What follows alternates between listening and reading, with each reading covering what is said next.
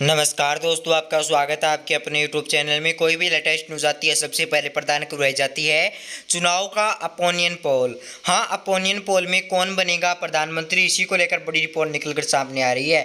आज अमित शाह ने बड़ा फैसला लिया है कि अमित शाह ने कहा है कि बीजेपी सरकार इस बार 300 सीट प्राप्त करेगी और हमारे उम्मीदवार नरेंद्र मोदी रहेंगे। पर राहुल गांधी ने भी कहा है कि इस बार प्रधानमंत्री मैं बनूंगा। यह तो आने वाले दिनों में पता चलेगा कि प्रधानमंत्री कौन बनेगा। पर अभी एक बड़ा सर्वे हुआ है जिसके अंदर साफ पता चल रहा है कि कौन बन सकता है प्रधानमंत्री।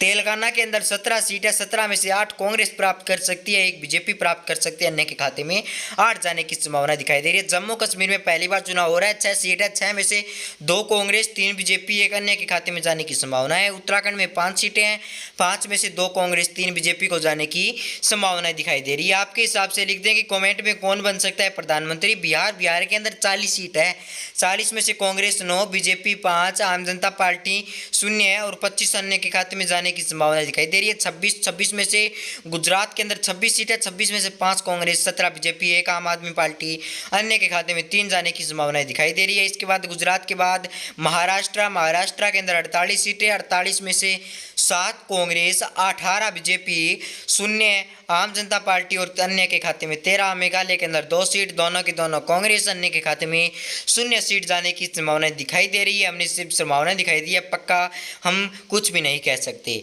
आंध्र प्रदेश के अंदर 25 सीट है, 25 में से 9 कांग्रेस, 10 बीजेपी और अन्य के खाते में 6 जाने की संभावना दिखाई दे रही है, आप पार्टी को छोड़कर। इसके बाद तमिलनाडु के अंदर 25 सीट कांग्रेस, 11 बीजेपी, आपके अंदर 0 है और अन्य के खाते में 3 जाने की संभावना दिखाई दे रही है। पश्चिम बंगाल 42 सीटें, 42 में से 7 कांग्रेस और 18 बीजेपी और 3 सीटें अन्य के खाते में और बाकी अन्य के खाते में जाने की संभावना दिखाई दे रही है। 3 सीटें आम आदमी के। गोवा के अंदर 2 सीट, दोनों के दोनों बीजेपी को जाने की संभावना दिखाई दे रही है। गोवा के बाद आता है मध्य प्रदेश के अंदर 29 सीटें, 29 में से 13 कांग्रेस, 11 बीजेपी, 5 आम आपके बंद खाते में जाने की संभावनाएं दिखाई दे रही है।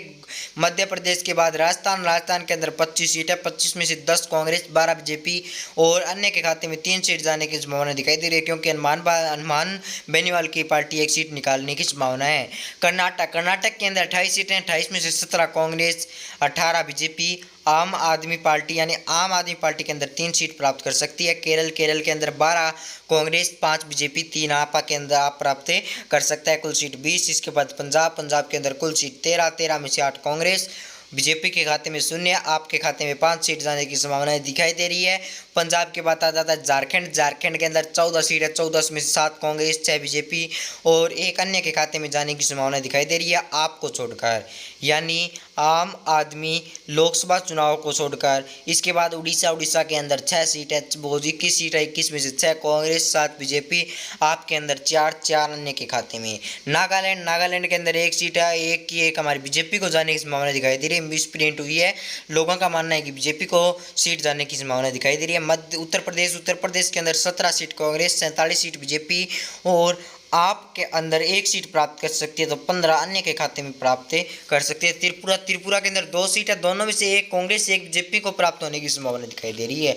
यह भी मिसप्रिंट हुआ है, गलती से 2 लिखा गया है, पर ऐसा नहीं है, 1 सीट प्राप्त करने की संभावना है। हिमाचल प्रदेश के अंदर 4 सीट है, 4 में से 2 कांग्रेस, 1 बीजेपी, 1 अन्य के खाते में जाने की संभावना दिखाई दे रही है, यह सही है।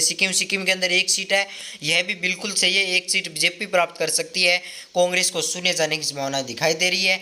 सिक्किम के बाद आता है असम 14 सीट है, 14 में से वहीं बात करें 7 कांग्रेस प्राप्त कर सकती है, 2 बीजेपी प्राप्त कर सकती है, 5 अन्य प्राप्त कर सकता है। उसके बाद अरुणाचल प्रदेश 2 सीट है, दोनों की दोनों कांग्रेस को जाने की संभावना दिखाई दे रही है, अन्य को कोई भी सीट नहीं जाएगी। आपके हिसाब से लिख दें कि कमेंट में कौन बन सकता है 2024 में प्रधानमंत्री। और कोई बड़ी रिपोर्ट आई प्रदान करवाएंगे, आप चैनल को सब्सक्राइब करें, आपको हर महत्वपूर्ण खबर प्रदान करवाई जाती है। जय हिंद, वंदे मातरम, जय चुनाव।